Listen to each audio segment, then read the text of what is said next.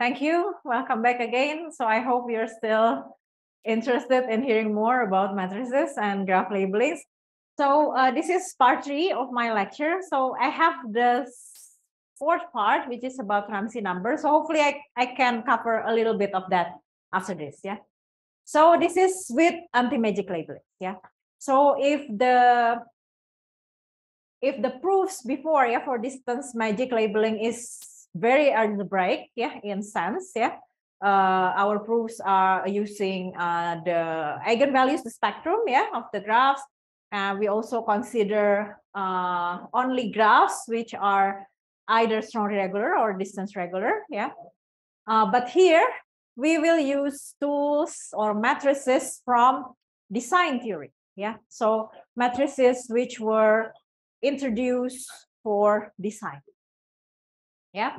So I will introduce you to another version of labeling. Yeah. This was introduced by Nora Harsfield and Gerhard Ringgold in 1989 in their book Pearls of Graph Theory. So I don't know, probably you have read that book. Yeah, it's a very good book for introduction to graph theory. Yeah, usually we use it for our bachelor students. Yeah, it's a very good book. So in that book, they introduce what they call the anti-magic labeling. So basically what we label now instead of vertices, yeah, before we all only label vertices, here we label the edges. Yeah, again with consecutive integers from 1 up to the number of edges. Yeah. So now if we sum in each vertex, yeah, if we sum in each vertex the labels of edges incident to that vertex, it will always be different.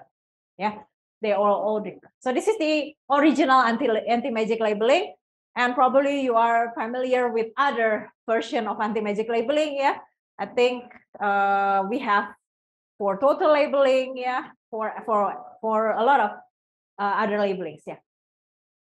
Okay, so this is the conjecture by Harsfield and Ringgold, yeah, in the same book. Yeah, they conjecture that every connected graph other than K2 is antimagic. Yeah. So if you try to play around here, so we are given a graph, yeah, and you try to label, yeah, the edges, yeah, and somehow you get the same sum in two vertices, you just have to swap, right? And then finally you will end up with all different weights, yeah. But how to prove this formally, right? So that's the problem, yeah. So up to today, it is still open, yeah. It is still open, this conjecture, although it was proposed in 1980, yeah. And this conjecture has attracted a lot of graph theories, yeah, including the so-called big guns, yeah. So you can see Nogalon, yeah, the first couple. So these are very well-known names, yeah, in graph theory. They also work in this problem, yeah. And of course, because this is Nogalon, they use probabilistic method, yeah. So what they prove is a bound for the minimum degree, yeah, a bound for the minimum degree as a function of the number of vertices, yeah.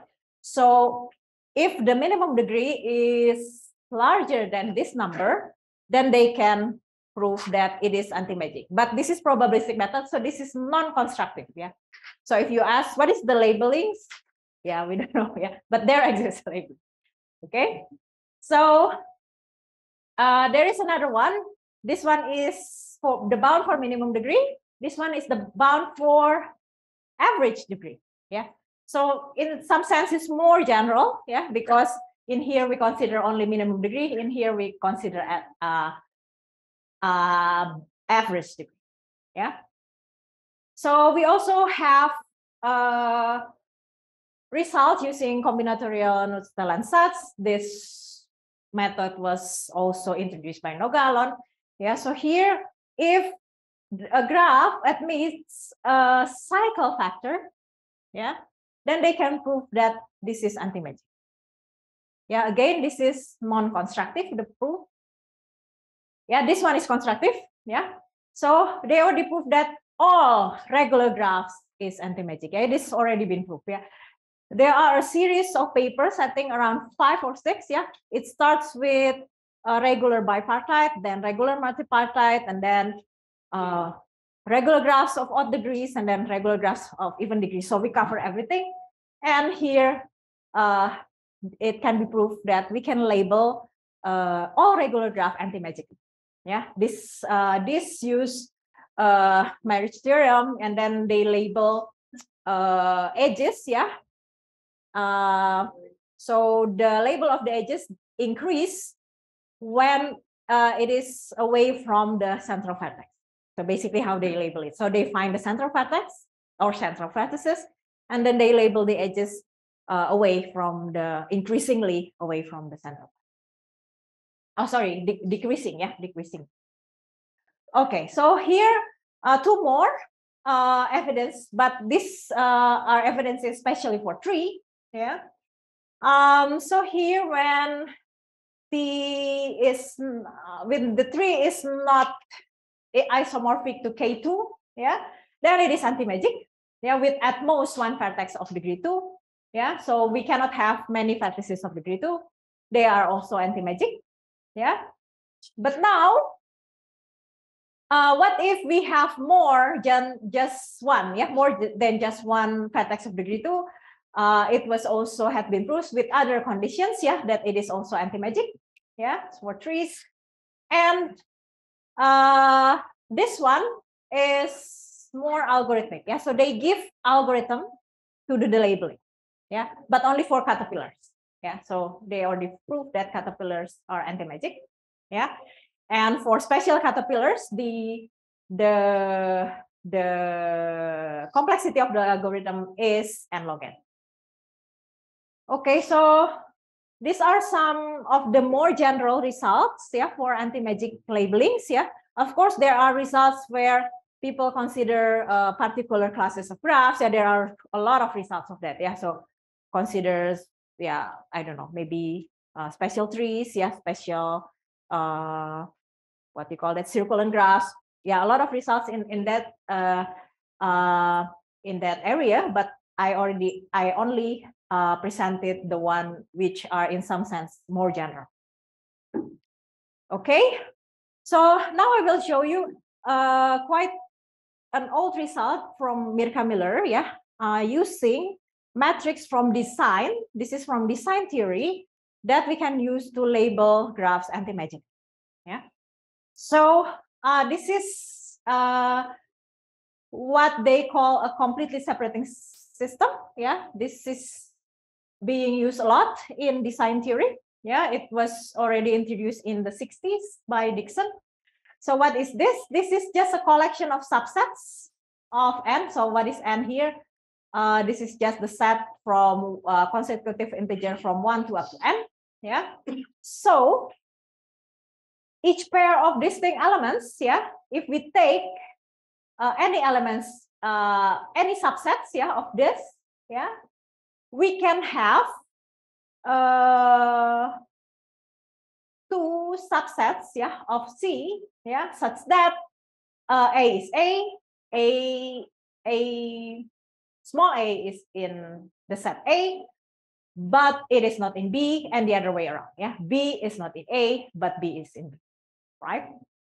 Okay, so this in this case we call A and B are completely separated, and we call the sets in the NCSS to be blocks. Yeah, and if all the subsets here, all the subsets in C are with the same cardinality, then we call these C to be NK CSS. Yeah, so this is an example. Yeah, so probably you will have a clearer understanding if you see this example. So we have C, yeah, so this is yeah, this is supposed to be this C, yeah. So this is just subsets of this sets of 1 to up to n. Yeah, so I didn't write the brackets. Yeah, So basically this says that this is 1, 2, 3, right? Yeah, okay. So 1, 2, 3 is a subset of this one, right? And 1, 4, 5 and so on. Yeah. So why this is a 6-tree CSS? Yeah, because you can see that the maximum element is 6 here. Yeah. So the large set is 1 to up to 6. Yeah. And then 3. Why is it 3? Because the cardinality of each subset is 3. Yeah. So each subset has 3 members. Yeah.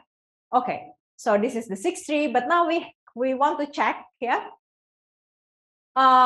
We have AB in here. Yeah. So we have 2 subsets in here, such that if we take A, which is in A, then this A is not in B. Yeah. So for instance, take number 1. Yeah. So our A is number 1. Yeah. So number 1 is in here, right? Yeah. So this can be our A, our large A, right? Yeah. What about our large B? Yeah, we cannot take this one, right? Yeah, because it also consists 1. So we can take this one as our B. Yeah. So these 2 subsets separate. No, sorry. So I have to take two numbers, right? So for instance, if I take A equal to 1 and then B equal to 2, so which one should be A and B? So if our A is this one, which one is our B? 1 and 2? This cannot be our A, right? Why? If I take 1 and 2, 1 and 2, so 1 and 2 has to be separated, yeah? So it cannot be in the same subset, this one, yeah? Okay. It cannot be in here, right? Yeah, because both of them are in here, yeah? So this cannot be our A, so probably our A is this one, right? And our B will be this one, yeah? Can it be this one? Why? Yeah, it cannot be, yeah, because 1 and 2 is the same set, yeah? Okay, so this is our A and this is our B, yeah? And you can always do for all pairs, yeah? 1, 2, 1, 3, 1, 4, yeah? Whatever pair you take, you can always find the subset which separate those two numbers, yeah? Okay. So that's what we call CSS. Okay, and there is quite famous construction of CSS that you can see later on that will be very useful to label graphs anti-magic. Yeah. So this was constructed by Ian Roberts in his PhD thesis in the 90s. Yeah. So what do we have here?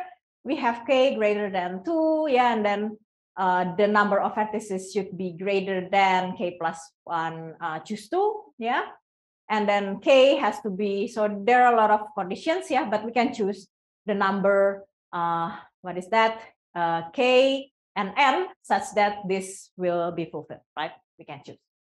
Okay, so what should we do here? Yeah, so maybe we can try to consider this one, yeah, 12,4, yeah. So 12 is the n, yeah, 4 is the k. So in that case, what is the r? 6, yeah.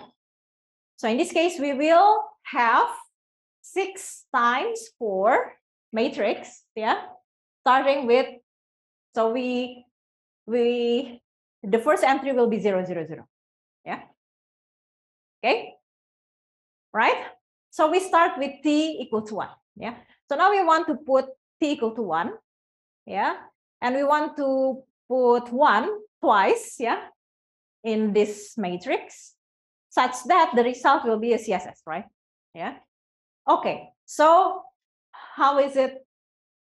How should we do the construction here? Yeah. So Roberts suggested that we place t in 2 positions, exactly 2 positions.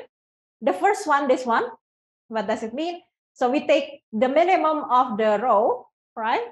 And then we take the minimum of the column. Yeah, so this is where we put the first one. Yeah, and the second one we take the minimum of the column and then minimum of the row. Yeah, so of course one will be here, right? The first one, why is it here? Yeah, because we haven't put anything, right? So of course it should be here, right? Yeah, but this one, okay, so we have to minimum the column. Okay, there are a lot of possibility, yeah, for in the first column. Yeah, so if we want to minimize, of course, first column, and then we minimize the row. Yeah, so it should be here, right? Okay, so now we add the t, right? Because we want to fill in this with 1 up to, what is this? What, up to 12? Yeah. Okay, so now where should we put 2? Yeah, so we just repeat this. Yeah, 2 will be, so again, minimize the row. Minimize the row, it means the first row. Minimize the column is this one, right? And then the second one, minimize the column, so it should be here, right? And then minimize the row, so it's here, right? So 2 should be here. Yeah. The next step, 3, again, minimize the row, first row, yeah. And then minimize the column, so here. Yeah.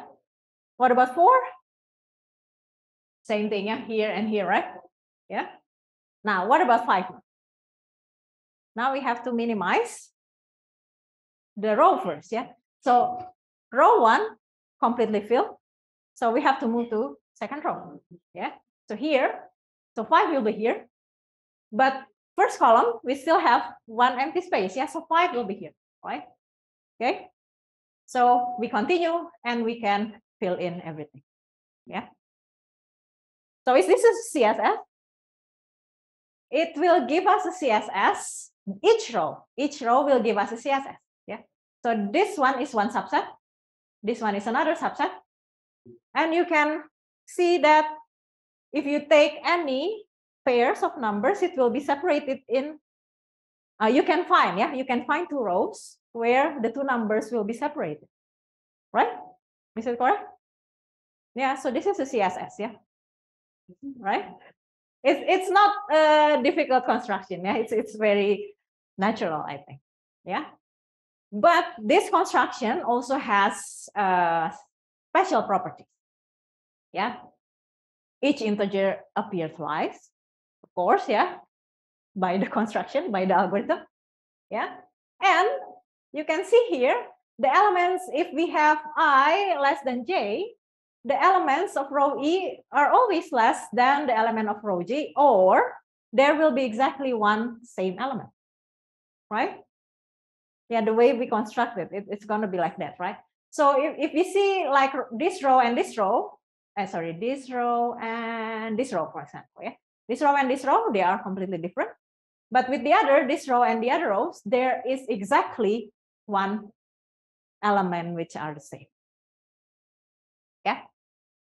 Okay. All right. So because of this, if we add in each row, it will all be different, right? Yeah, it will all be different, the sum in each row. Yeah, which is good if you want to use this for anti-magic labeling. Yeah, but okay, which graph, yeah, should we label with this? Yeah, so this is the graph. Yeah, so how we do this? So basically, we take the rows as vertices. Yeah, we take rows as vertices. So this is V1, V2, V3, V4, V5, V6. Yeah. So for instance, this is V1. Yeah. V1, yeah, is adjacent to which one?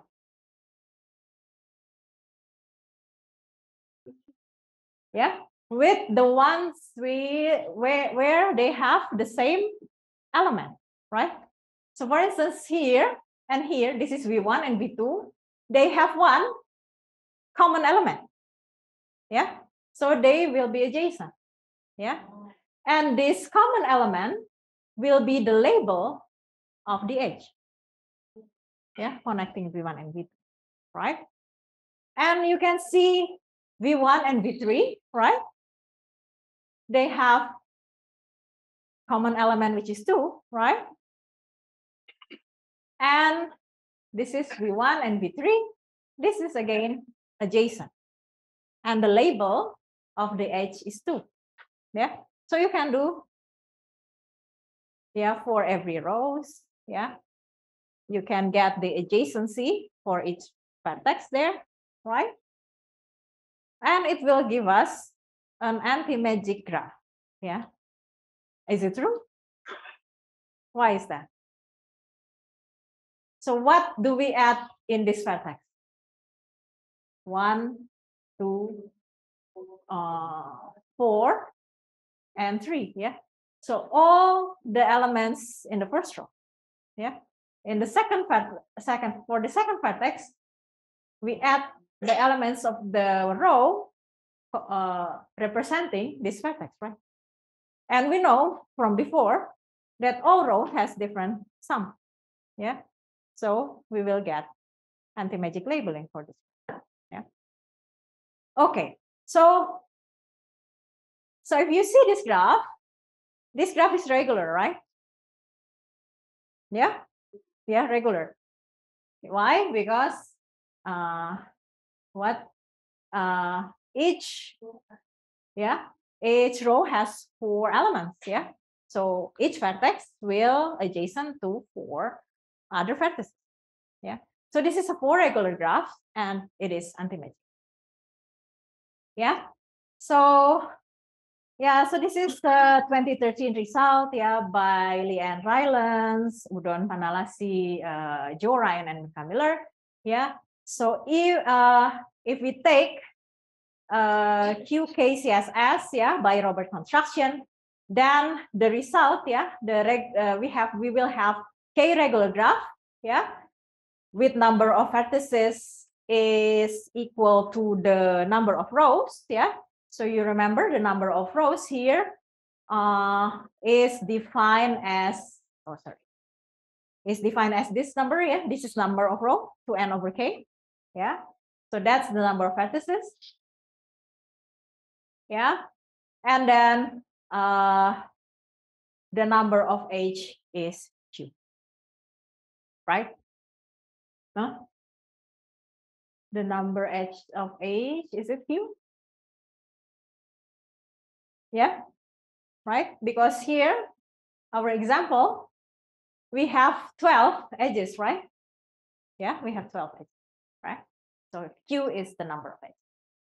Okay, so we have this construction for regular graphs, So the question is now, can we use this CSS for labeling non-regular graphs, So they offer a lot of constructions, basically based on one CSS, and then they do some modification or they combine several CSS, to get non-regular graphs, So it's possible, So maybe you can also try to think other ways, to construct this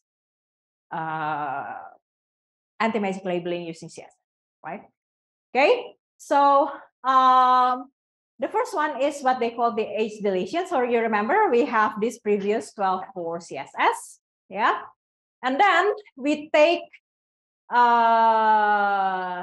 subset of the set of edges, So before we have 12, 1 up to 12, the set of the labels of edges, and then now we take out the edges with label 1, 2, and 3. So in here, basically you just reduce each element with 3. So 1 minus 3, 2 minus 3, blah blah blah blah. So you get this matrix, right?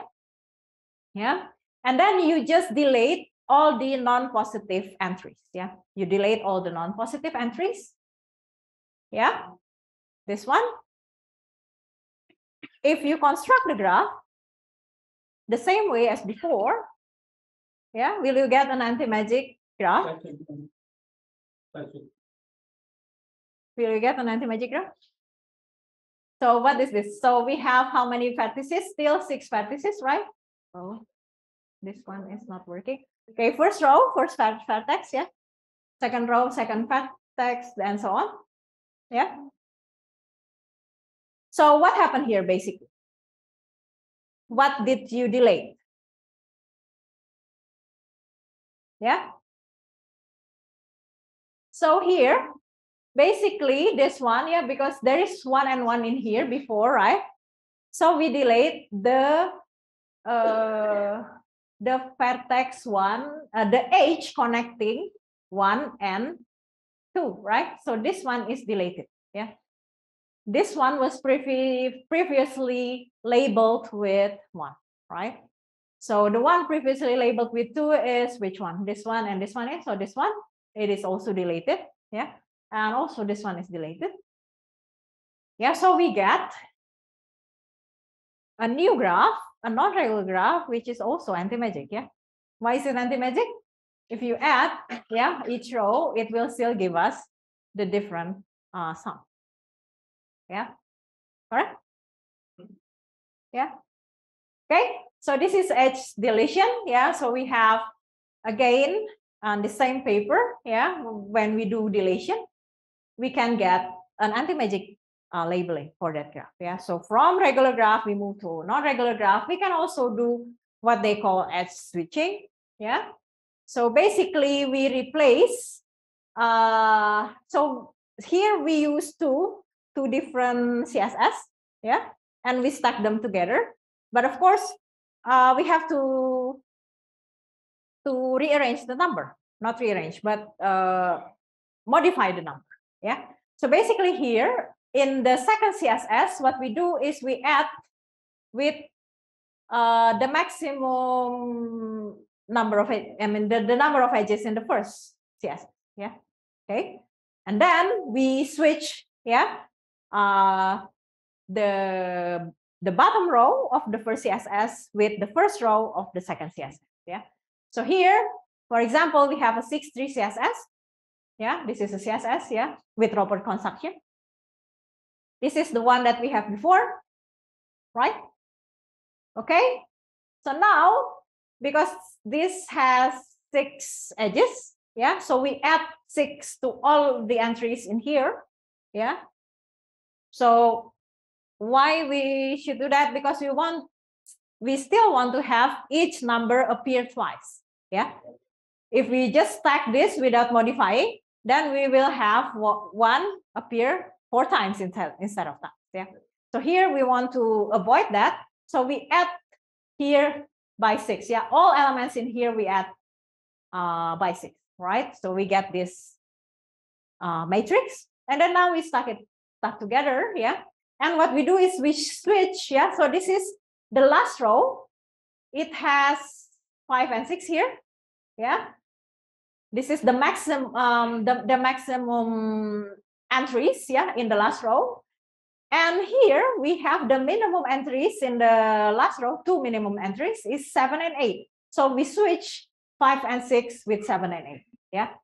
So now 5 and 6 is here. 7 and 8, yeah, from here it moved there. Yeah. So we just switch, right? Yeah. Right? Okay, and if you see altogether this as one large matrix, it will also be a CSS. Yeah, you can see, yeah, all pairs of numbers will be separated by different. Yeah, right. Yeah, actually, you only have to consider this, right? Because we only changed this one. Okay, so if we again construct the graphs by using this one, yeah, same thing as before. Yeah, this is for vertex 1, vertex 2. So we have an H connecting them labeled by 1. Yeah, and here P1, P3, and so on. Yeah, we will get. So this is the graph from the first CSS, which is the complete graphs. This is the graph that we have before. Yeah, from the 12-4 CSS. If we combine them, we will get this. Yeah, so basically we just switching the edges, right? So here, remember which which CSS that we switch, this one we switch 5 and 6, right? With 7 and 8, right? So here, 5 and 6 here is being switched. Yeah, so 5, instead of going down here, is going to here, right? And 6 instead of here, instead going here, it's going. Yeah, so you can do the graph construction as before. Yeah, so again, this is gonna be an anti-magic graph. Yeah, because it's based on Robert's construction. Okay. The what? Not regular. This one is not regular, right?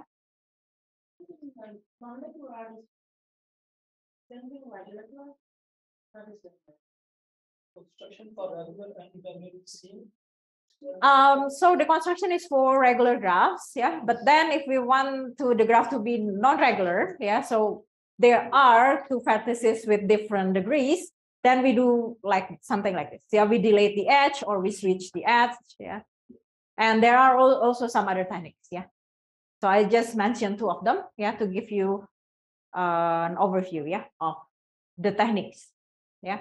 So basically you can play, yeah, with CSS and do, I don't know, yeah, what? And we will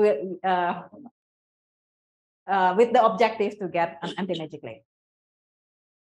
Okay, yeah. So this is the anti-magic, yeah, the original anti-magic conjecture, yeah. So by Harfield and Ringel. So the conjecture is all graphs are anti-magic except for K, yeah. So now if we move to the distance part, yeah. So I hope you still remember the distance magic labeling. Now we move to the distance anti-magic labeling. Yeah. So basically what we want to do is the sum should be different for all the vertices, right? Yeah. So here the weights of all vertices are different. Yeah. Okay. And the conjecture is this one. Yeah. The conjecture is this one. It is distance magic if and only if it does not contains two vertices with the same neighborhood. Yeah.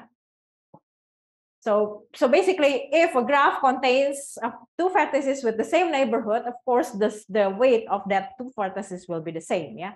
And however we label it, yeah, it cannot be anti-magic, right? So this is the only exclusion if we want a graph to be anti-magic. Yeah. So there are quite a lot of results in here. So just like before, for the original anti-magic conjecture, yeah. So I'll just show you again the previous results for anti-magic. Yeah. So what I show you was the okay. Oh, it's quite far. Okay. So maybe I will not go back. But what I show you before is the results which are more general. Yeah. So one of them is we have results by using Noga-Alon combinatorial Nullstellensatz. Yeah. And we also have similar results, yeah, by Anayado and Mirka Miller, yeah, yeah, before her passing, yeah, in 2016. That they use combinatorial Nullstellensatz, yeah, introduced by Noga-Alon, to prove that all trees, yeah, with 2K vertices, yeah, are distance anti-magic. Yeah, so they already proved this. This is again a non-constructive proof. Yeah, if you're interested with this, you can look up the paper. It's a very nice paper. Yeah, very nice proof. And of course, you can see here, TK here is the class of trees having K leaves that already doesn't have the two vertices with the same neighborhood. Yeah, so this is the result. Okay, so we also have some recent results, yeah, for graph products. Yeah, the first one is for strong products. Yeah, if we take H to be a regular graphs, yeah, And G is also regular graph, and G is distance magic. And H is monotone. What is monotone? Monotone means there is a vertex labeling, yeah, such that the weight follows the order of the labels. Yeah. So if the label increase, then the weight also increase, right? This is just ordinary vertex labeling. Then if we take those two graphs, we take strong product, it will be distance anti-magic. Similarly, we have also results for resicographic product. Yeah. When H is monotone. We have one example when H is not monotone, yeah, for Kn. Yeah, Kn is not monotone, yeah, but we can also have a labeling where it is distance magic, yeah, and we can also have result for corona product, yeah, to be distance magic. We can give upper bound for the maximum. Okay, so this is about graph products, yeah, and we also have another results for Kronecker graph products, yeah. The proof for this also is also using matrix, yeah. So Kronecker matrix, yeah, which was introduced by Tony Muntaner, and we have two results in this, yeah. So if we have cycle, H, and loop, yeah, and then we take the Kronecker product with any regular graph, yeah, we will have also the distance anti-magic labeling, yeah. And again, if we have four regular graphs, yeah, we take Kronecker product, it is also distance anti-magic, yeah. So the proof is based on matrix, yeah. So if you are interested, you can ask for me for the paper. Okay, right. So that's for distance anti-magic. So as what we have before, we can enlarge the set of distances, yeah. So before the distance is only one, but now we can have distance more than one, yeah. So just a set B, right? Okay. So here we have similar conjecture, yeah, just like before. So before the conjecture is the graph will be distance magic, yeah, if and only if there are no two vertices with the same neighborhood, yeah. But here also similar, if the graph does not contain two vertices with the same D neighborhood, yeah, because if two vertices have the same D neighborhood, of course the weight will be the same, right? Okay, so if you are used to work with distance in graphs, yeah, for instance with metric dimension problem, you immediately recognize that these two vertices are just true twins, yeah. So I think Ismail, you already mentioned this several times, yeah, twins, true twins, false twins, and so on. Yeah, so these are just two twins, yeah. So it contains two vertices with the same D neighborhood, and these are the true twins of each other because they have the same D neighborhood. And it is known that true twins relation is an equivalent relation, and we can rewrite our conjecture as this one, yeah. So the anti-magic labeling exists for a graph if and only if the vertex set of the graph can be partitioned, yeah, can be partitioned by the relation, by the true twin relations, and all the partition set contains only singles, yeah. So there are no more than one vertex in each partition. Okay, so so we also did some computational. So we would try to look for all the distance anti-magic graph, yeah, to support our conjecture, yeah, and so far up to 8 vertices, yeah, the conjecture stands, yeah, it's still correct for just small graphs, yeah. Although here you can see that there are quite a lot of graphs that has to be checked, yeah. So this is more than 100,000, more than 12,000 graphs, yeah. But out of these 12,000 graphs of 8 vertices, 4,000 of them has the twins, yeah. So we exclude them, and this is the exclusion. Only 8,000 something graphs without the twins, and we can show that all of them can be labeled. Yeah. So for order 1 up to 8, the conjecture holds for d equal to 1. Yeah, for other d is still open. Yeah, with so the students still run the program, but yeah, I think it becomes so we still have positive results, yeah, for all the run. Okay, so if we have regular graph, yeah, and with this condition, yeah, if we have the antimagic graphs, yeah, which is dr regular, what is this? This is basically just the d neighborhood, the cardinality of the d neighborhood are the same for all vertices, right? So here, if this cardinality is less than r, yeah, so the first one is d regular, but the second one doesn't need to be regular, only the degree is bounded above by r, then if we take union, it will be the antimagic. Yeah. And of course, the corollary for this is if we take union of 2 regular graphs, it will be antimagic, right? Yeah, because if G is regular, yeah, it will fulfill this. Yeah. So if we take the union of 2 regular graphs, it will be distance antimagic if the original graphs are already distance antimagic. So it is closed, yeah. The union operation is closed under the set of regular distance antimagic. What about if they are not dr regular? Yeah. What about if they are not d regular? We have a lot of examples, yeah.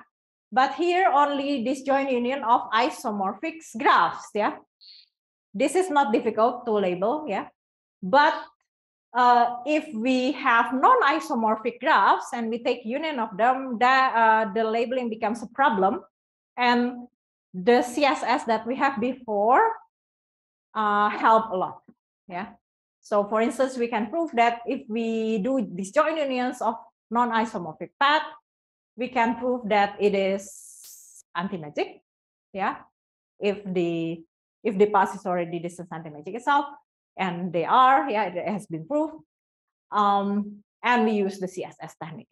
Yeah. So this is one application for the CSS into the distance antimagic graph. Okay, so before I move to the Ramsey, yeah, so I still have 20 minutes or yeah, all right. So this is just a small advertisement. Yeah, so this is our research group in ITB. We have 13 people. One of them is still studying in Melbourne, Yusuf Hafid. So you can see that we have quite diverse topic of research. Yeah. And there are 4 of us that can supervise PhD student. Yeah, Professor Eddie, I think most of you know him. Prof Salman, I also can supervise PhD students. And Joko Supranto, probably it's not very popular because he works on coding theory and association scheme. Yeah, but he also can supervise PhD student. And this is my group. Yeah, so this is our my current students, 5 PhD, 3 masters, yeah, 2 bachelors. Yeah, so please join us because now we are opening our scholarships. There are 2 of them. Yeah, the first one is funded by Germany by the AAD. Yeah. The application is already open since 7 November, but it is only available for ASEAN, Southeast Asian. Southeast Asian students, yeah. So yeah, Singapore, Malaysia, Thailand, Vietnam, Laos, Myanmar, Cambodia. Yeah. So yeah, so this is only Southeast Asian nationality, but this one is open. Yeah. So this one is ITB scholarship. This is only for mathematics. This one is ITB scholarship. Sorry, the announcement is in Indonesian. So for the international student is this one, number 5. We call it GTIF. Yeah, what is GTA? It's Ganesha Talent Assistantship. Yeah. So here GTEF means international fellowship. Yeah. So this is open for any nationality. Yeah. For this one, only for Southeast Asian nationalities. The other one is for any nationalities. It is open now. Yeah. So I hope you are interested to join us. You can choose from all the different topics that is offered in our research group. Okay. So this is just a small advertisement. Okay. So probably I can move to the next slide, number 4. Yeah, the web page is there. Yeah, so you can try it. Okay, yeah. So we will move from labeling to Ramsey numbers. Yeah. Especially here, we will move to the multipartite Ramsey number. Yeah. Okay. So what is a Ramsey number? Yeah. So I hope some of you are already familiar with Ramsey numbers. Yeah. So basically, classical Ramsey number, yeah, it is called classical Ramsey number because this is the one that was first introduced, and it is very well known. What is this? This is the smallest natural number with the property that, yeah, if the edges of the complete graph of graph KL, yeah, so we try to find the smallest L, yeah, such that if we color the edges of complete graph KL, yeah, arbitrary, using color red and blue, yeah, then red KM or blue KN, yeah, you can see here, this is RMN, yeah, red KM or blue KN will be forced as a subgraph, yeah, right? So for instance, if I color K6, yeah, K6 with 3 and 3, with K3 and K3, I mean,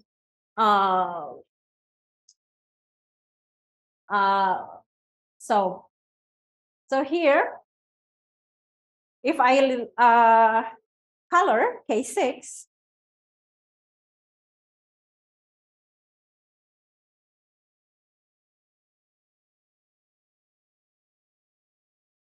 yeah, 1, 2, 3, 4, 5, 6, right? Yeah. So anyway, we color it, yeah. We can always find, yeah. So for instance, this one, right?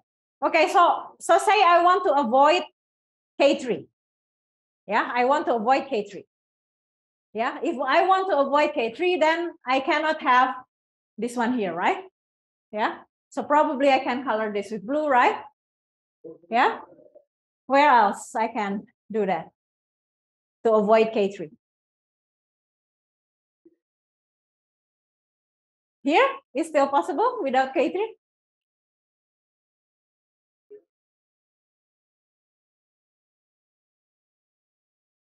No? Is it okay if I put it here? This one is not a vertex. So we have 1, 2, 3, 4, 5, 6 vertex. So this is P1, P2, P3, P4, P5, P6. Yeah? Okay? Is this still okay to avoid K3?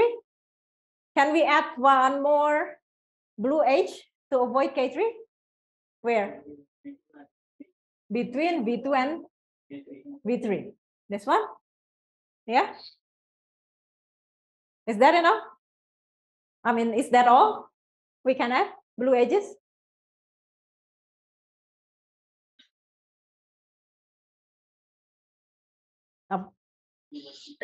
Q1 and P1 and P2 still without K3? Yeah? V2, V3, V4, okay. Without K3? P5 and P4? This one? Still without K3? Yeah? Can we add one more? Perhaps? No? Yeah? This is the maximum one, right? But then if we see the rest, we will get a K3, right? Yeah, where? So if I color with, so imagine this is red color. So which one? 1, 3, 5, yeah? Yeah, we can get a graph with, I mean, K3, yeah? Red K3, yeah? Black K3, not red, right? Yeah? So, yeah, otherwise, yeah, if we don't want to have this black K3, we add one of the edges here as blue, then we will get blue K3, right? Yeah, so it is forced to have either the blue K3 or the black K3, right? Yeah, and actually 6 is the Ramsey number of R33. Yeah, but of course you have to show that that is the smallest one. Yeah, you are not possible to do with 5. Yeah, okay. All right. So now this term, yeah, this is very classical. Yeah, this is very old. Yeah, it's been studied a long time. Now it was generalized now by not considering complete graphs, but instead complete multipartite graph. Yeah. So here, yeah, we take the original graph. So this one, yeah, the KL we change into complete multipartite, and then the what is that? The graph that will be colored red and blue are also complete multipartite. Yeah, but they not just complete multipartite, there has to be balance. Yeah, which means what? Each partition has the same number of factors. Yeah. Okay. So we can see this in 2 ways. Yeah. The first one is we fix the cardinality of each partite set. Yeah. So remember, if we consider a complete multipartite graph, yeah, this is complete multipartite graph. Yeah, balance. Yeah, so all the partition has the same cardinalities. Yeah, we can fix the number of vertices in here. Yeah, and find the minimum number of partite sets. So what inside is fixed, and we minimize the number of partition. Yeah, or the other way around, we fix the number of partition and minimize the number of partition, the number of vertices inside one partite set, right? So we can do in 2 ways, right? Yeah. Okay. So the first one, yeah, the first one, because what we do is we minimize the partite sets, yeah, the number of partite sets. Then it is called the set multipartite Ramsey numbers, yeah, because we minimize the number of these guys here, right? Yeah. Okay. And the second one we usually call the size multipartite Ramsey numbers, yeah, because what we do is we minimize the number of vertices inside its set. Yeah, so we minimize the size. Yeah, okay. So for multipartite Ramsey numbers, we have two numbers. The first one is the set one. The second one is size one. Yeah. So this was published in 2004. Yeah, in the same edition, yeah, of discrete math. But there are two articles, yeah, in the same edition. One is for the set, the other is for the size. Yeah, okay, from the same authors. Okay, but now we can further generalize. Yeah, we can further generalize by using more than two colors. Yeah, so remember here, what we did is we bicolors, which means we color with red and blue only. Yeah, and then we try to find, for instance, K23, yeah, or K45 or whatever. Yeah, complete bipartite Ramsey number, either in the set way or the size way. Yeah, so this is only two colors, but then we can generalize into more colors. Yeah, so you can color with, yeah, red, blue, black, rainbow. Yes, yeah, you can use any color you want. Yeah, okay, so this is what we call the set multipartite Ramsey numbers, and here what we have inside. So this is the subgraph that we want to ensure to appear, right? Or what we want to avoid. Yeah, or yeah, we can do that. Yeah, so in here the definition is we want to ensure to happen. Yeah, so now in the previous definition we only consider the subgraph to be complete balanced multipartite, right? But here it can be anything. Yeah, it can be anything. It can be a star. That's bipartite, but not complete. Yeah, sorry, that's complete. Yeah, but not balanced. Sorry, complete multipartite, but not balanced. Yeah, so we can have anything in here. Yeah, any graphs, not just complete balanced multipartite. Yeah, so now we have the set one. Yeah, the set one. What is that? Yeah, the Ramsey number is equal to C. Yeah, is equal to C, where we can, so this is set. Yeah, so basically this is the number of partite sets. Yeah, so here you can see KC times S.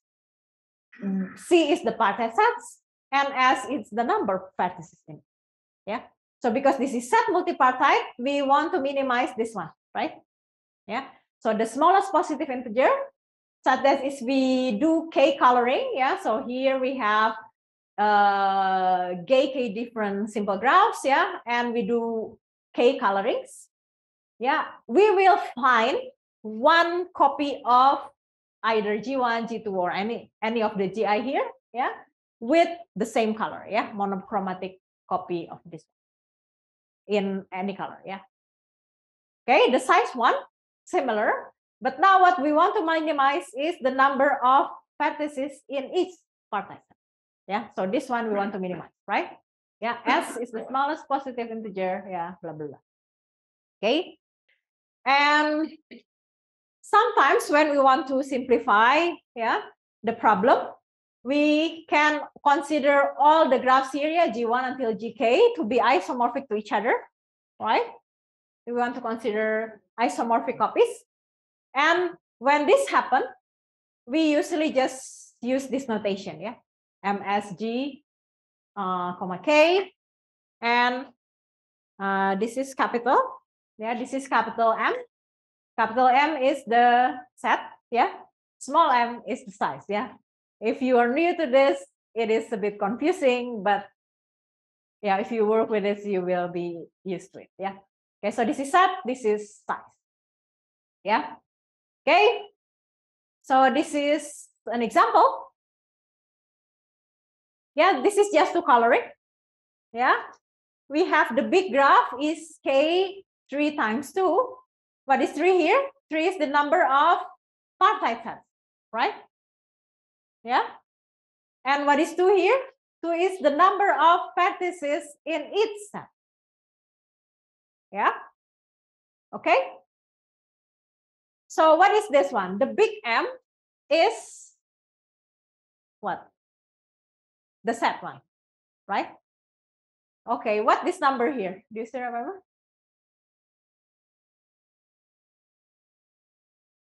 The number of?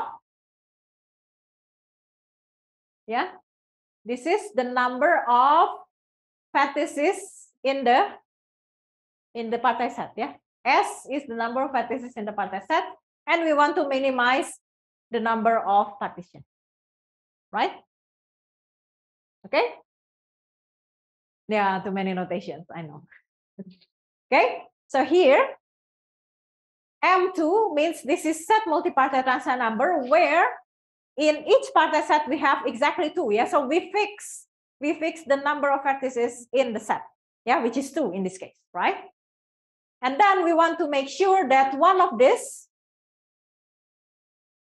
will occur in the graphs, right? K13 red or K13 blue. Yeah. So if you see this coloring of the edges of the graph, can we find K13 blue or K13 red? No, yeah. So the largest star that we have is K12, right? Okay. So how many partite sets here we have here? 3, yeah.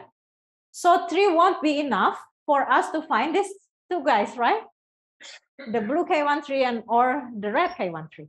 So it has to be more than 3 sets, right? Yeah, so that's why we have greater or equal than 4, right? Because 3 we cannot find them. Yeah, so we have to add 1 more partition. Yeah, so is it equal? I don't know. You can try to find out. Yeah. Okay. So this is the other one, the small m. What does it mean? It means the size. Yeah. So we fix the number of sets, 3. In this case, the number of sets is 1, 2, 3, right? That's fixed. But now we want to minimize these guys here. Yeah. And you can see here, yeah, as before, we cannot find these 2 guys, yeah, blue K13, red K13, when the number of vertices in the set is 2. So probably we can add 1, and maybe we can find it. We can find one of the blue or red K13. Yeah. So the small m3 of K13 should be greater or equal than 3. Yeah. Is it 3? Yeah, you can try to. Yeah.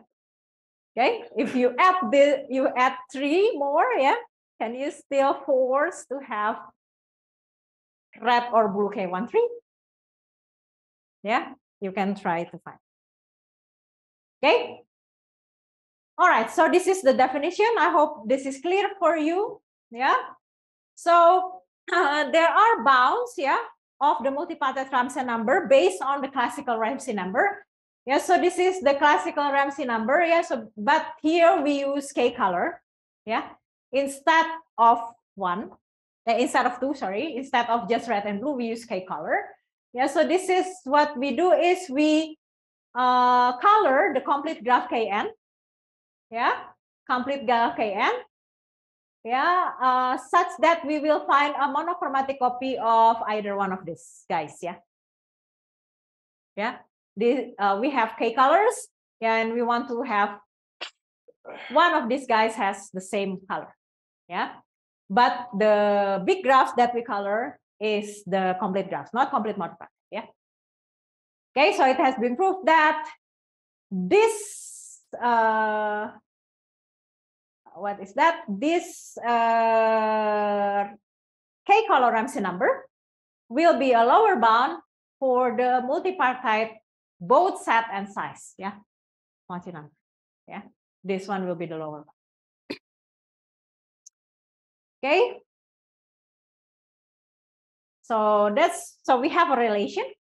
So if this value is not known, yeah, but we know this one can be the upper bound. Yeah, so you can see in both direction, either in the multipartite one or in the classical Ramsey. Okay, yeah. So here is our results, yeah, for multipartite Ramsey numbers for union of stars, yeah. So the proofs of this is using matrix also, yeah. I will not show it because of the time limits, yeah, but I will give you the slides, yeah. And hopefully, if you are interested, you can either, so this is already published this year. Yeah, you can either read the paper or you can also ask me, yeah, about it. Yeah.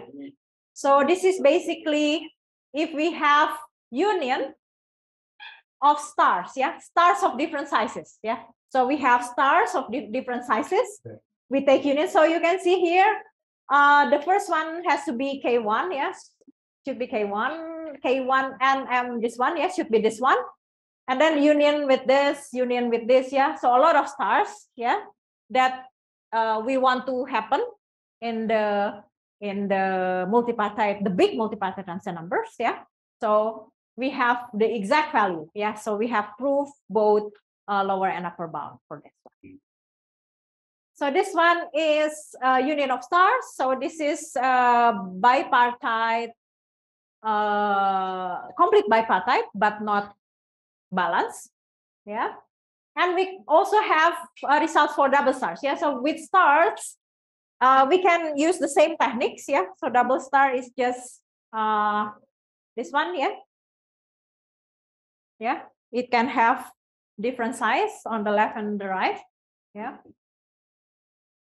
But in this case, yeah, we have the same size, yeah. The number of matrices here is the same, yeah, n minus 1 times m over 2 and so on.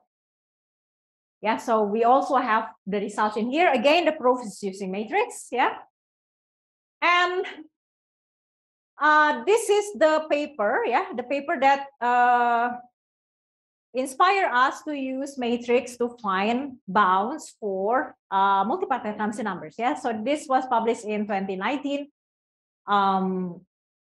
from Perondi and Carmolov from Brazil, which they give upper bound for the, what is this? This is the set, yeah, multipartite Ramsey number for stars, yeah, stars, well, where one of the partite sets only contains two factors, yeah.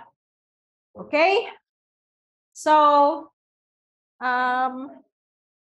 yeah, I think I have to go very fast here, yeah. So basically the proof will use strong irregular graphs again and Hadamard matrix, yeah. What is a Hadamard matrix? This is a matrix with n3 minus 1 and plus 1.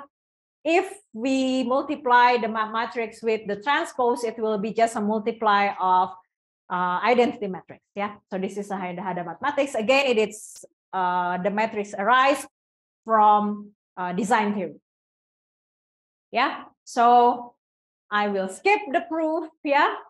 But basically what they did is they proved lower bound for this, yeah, lower bound for this, yeah.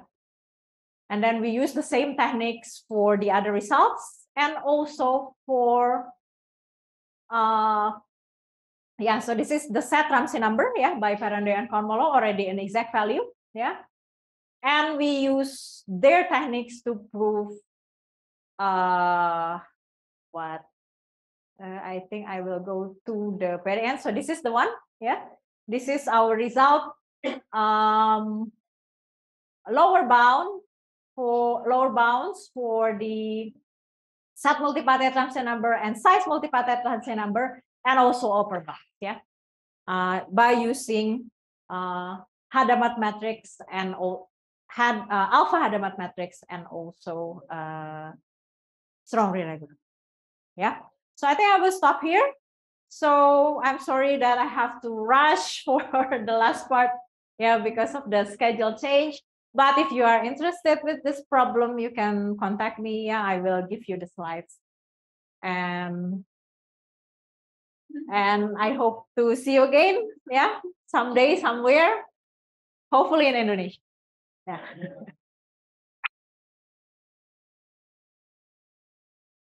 Thank you very much for the nice talk. If you have any questions, please ask. What is it? If there's already there is like exact value, why do after is when you find the one? For different graphs inside. So you can see here, this one with different number of vertices. So before is, yeah, so different graphs, actually different graphs, yeah.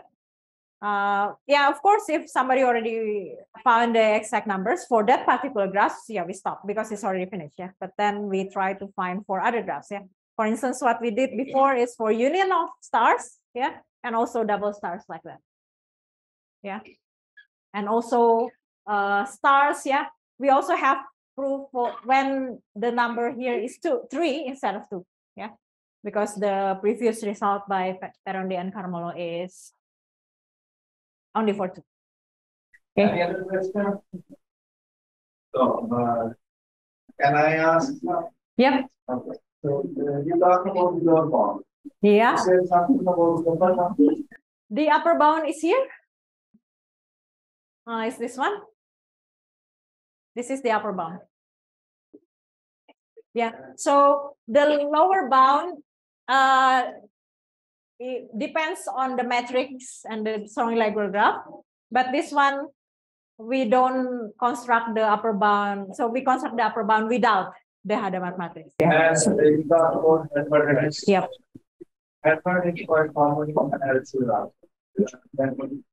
So when is these matrix came and study about the publication or the first start of the year, I would like to say. So the first one using Hadamard matrix is this one. I will show you. Yeah. When this matrix came into the Oh yeah, this one. classical. No, for the multipartite. Yeah. So basically, what we did is we use, this is the element of the Hadamard matrix, yeah, this one, yeah. And then we color the edges of the graphs, depends on when it is 1, when it is -1. So the blue and the red depends on the colors. So dear students, today we are also advertised by the professor. I know that we have some scholarships in the university. If any of you are interested, you can ask or you can share your email with them. Yep. Yeah. Yeah. So thank you very much.